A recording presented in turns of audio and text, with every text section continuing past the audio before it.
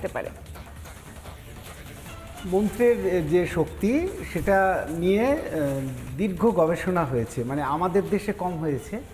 Oxford এবং অস্ট্রেলিয়ার বিভিন্ন ইউনিভার্সিটিতে সম্প্রতিকালে এবং গত 10 বছরে বিভিন্ন ধরনের গবেষণা হয়েছে, সেই নিয়ে প্রচুর গবেষণাপত্র আছে। প্রথম কথা হচ্ছে, একদম শুরুতে বলি যে মন্ত্র ব্যাপারটা কি।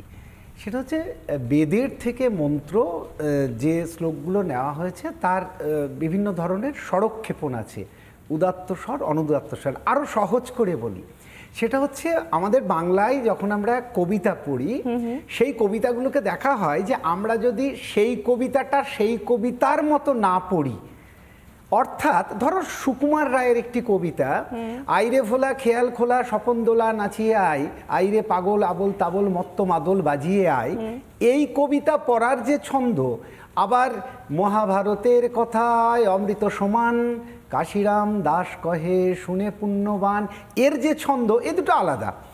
সেই রকম মন্ত্রের যে ভাইব্রেশন, সেই ভাইব্রেশনগুলো শরীর এবং মনের ওপরে যে তরঙ্গ প্রবাহিত করে, সেইটা আমাদেরকে সুস্থ রাখার শারীরিকভাবে এবং মানসিকভাবে কাজ করে।